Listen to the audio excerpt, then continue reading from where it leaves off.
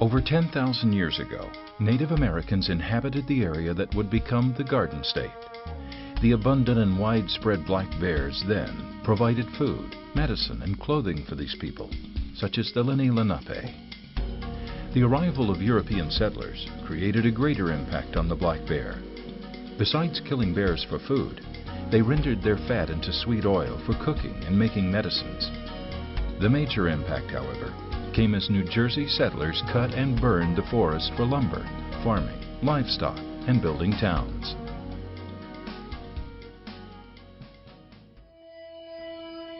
Settlers also shot bears for raiding their livestock, crops, and orchards. In the mid-1800s, populations were declining rapidly. By the early 1900s, fewer than 100 black bears remained, inhabiting the remote northern areas of the state. The early 20th century marked a new era for black bears, as forests began reclaiming New Jersey's abandoned farms and timbered areas. Back in 1954, the New Jersey Fish and Game Council, which is the organization that has the authority to set seasons and bag limits on game species, gave the black bear game status, which allowed them the opportunity to prevent indiscriminate killing. With a stable population, they allowed limited hunting through 1970. With only 46 bears taken during 10 years of hunting, it indicated a relatively small population. Well, in 1971, the New Jersey Fish and Game Council closed the entire season on hunting black bear to give the population an opportunity to rebound and grow. Besides closing bear hunting, two other events helped New Jersey's black bear population rebuild over the past 4 decades. The creation of the Delaware Water Gap National Recreation Area, combined with a number of state forests and wildlife management areas, created over 100 square miles of mostly undisturbed bear habitat. In addition, Pennsylvania closed their bear season in the mid-1970s for a few years. Their population expanded and some of those bears migrated into New Jersey, since bears don't really understand political boundaries. Today, New Jersey's rebounding black bears occupy core habitats at the highest black bear density of any state in the nation. Residents entrust the Division of Fish and Wildlife and the Fish and Game Council to protect, manage, and conserve all wildlife and its habitat, including the black bear.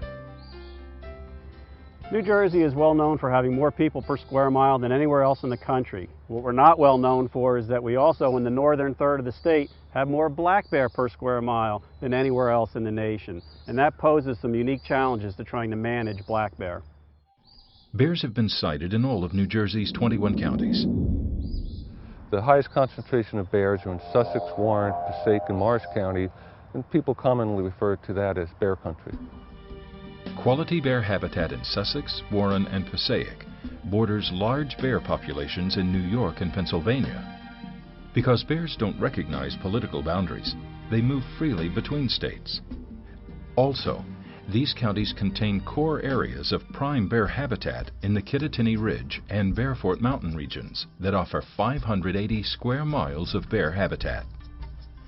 This forested region's undeveloped tracts of dense rhododendron, mountain laurel, hemlock, hardwoods, and shrubs provide bears abundant food and cover. This quality habitat supports a productive bear population with small home ranges. Adult female black bears here usually have a home range of 2 square miles, and the habitat supports up to 3 bears per square mile.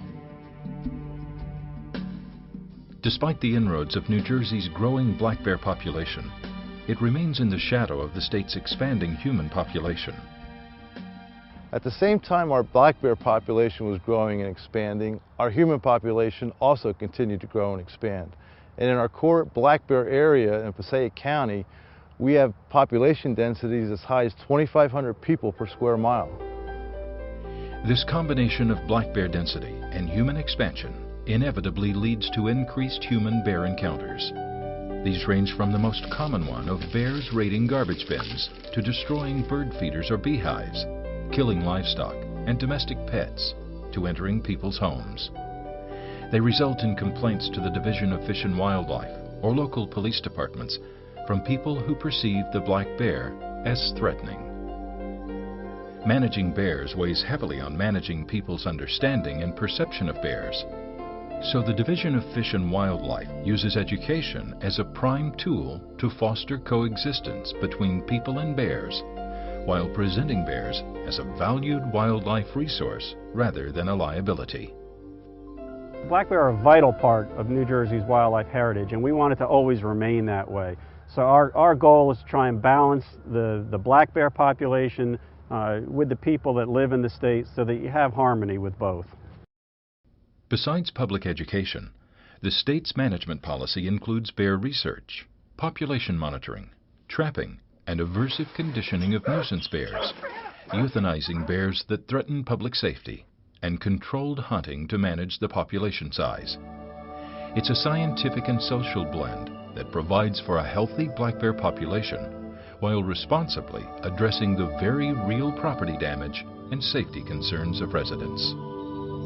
New Jersey's black bear management is built on decades of scientific research.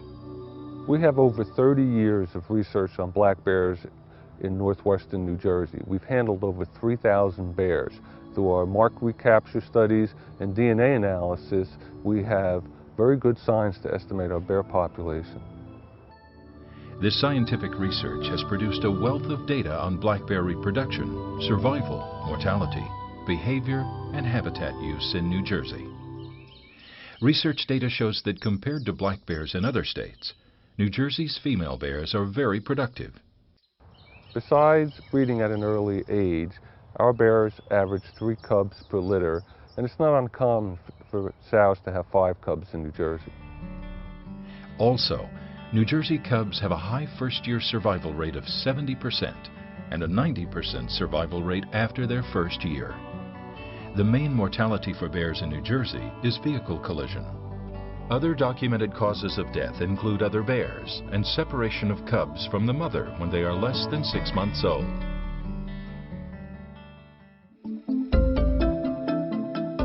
With New Jersey's dense human and black bear populations sharing the same space, management focuses on reducing and responding to negative interactions between humans and bears. The majority of these encounters stem from a bear's biological need to eat a year's worth of food in 7 months. In 2003, New Jersey passed legislation that made it illegal to intentionally feed black bears. But unintentional feeding is a much bigger issue, and that is what we focus on with our black bear education efforts. People allowing bears to get into garbage, bird feeders, and pet food increases nuisance bear behavior, plus the likelihood of escalating to more serious incidents. Each time people allow a bear to obtain food, the bear becomes more positively conditioned to repeat the behavior of foraging near humans, which can sometimes lead to the destruction of the bear. So eliminating intentional and unintentional feeding is the most effective way to reduce nuisance bear incidents and prevent the development of potentially dangerous behavior. Shut the door. Despite education and the prevention efforts of citizens, some bears that have been conditioned to human food become nuisance bears.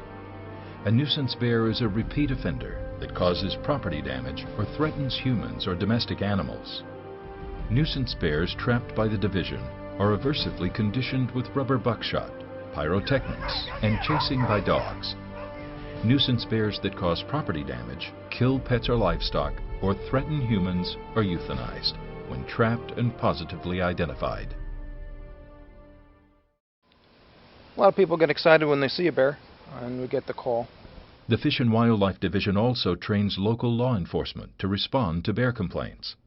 Over the past decade, they have trained over 1,000 local county and state law officers, who a growing number of residents call to respond to bear incidents. In addition to education and response, one scientifically and socially supported method for controlling human-bear encounters is adjusting black bear populations. We have great bear habitat, and we can support a lot more bears biologically. However, we had to consider the social carrying capacity, and our goal is to have about 1 bear per 2.5 square miles. And when we had that in the early 90s, we had far fewer negative human interactions. Our management goal is to control the population and bring the densities of bears down to about 1 bear to 2.5 to 3 square miles. The only viable management tool to lower and control bear densities is controlled hunting seasons. New Jersey's bear hunting seasons in 2003 and 2005 clearly demonstrated their biologists' ability to predict and control the bear harvest by issuing permits to manage hunter numbers and hunting pressure. The seasons also demonstrated that reducing the bear population reduced the nuisance complaints.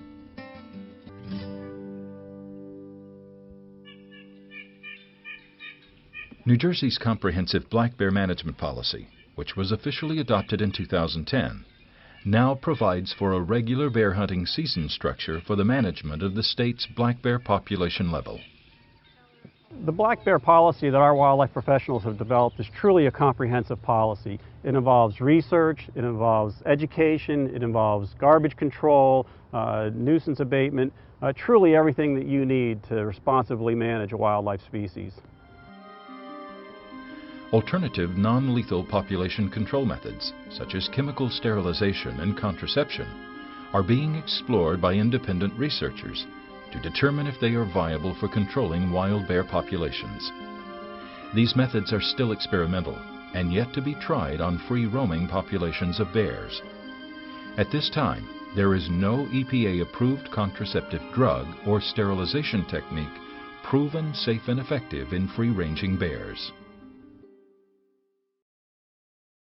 So how do wildlife professionals, communities, and yes, you, the citizen, face the challenges of growing populations of people and bears sharing the same landscape in New Jersey? One key is educating citizens like you and encouraging you to share this information about the biology and habits of black bears, then committing to do what you and your neighbors can to minimize encounters with these large omnivores with voracious appetites. Education is the foundation of peacefully coexisting with black bears. We need to know about black bears, their biology and their behavior, but we also need to know what we need to do in order to prevent problems from developing with black bears. Residents can also use certified bear-resistant trash containers and work with their local government to pass garbage management ordinances in their municipality. Working together, citizens and the Division of Fish and Wildlife will ensure that New Jersey's black bears remain an integral part of the natural landscape and a healthy and respected symbol of our remaining wilderness. For more information about living with black bears in New Jersey, please visit the New Jersey Division of Fish and Wildlife's website. Citizens can also call the Black Bear Response Unit for assistance, or the toll-free 24-hour DEP hotline.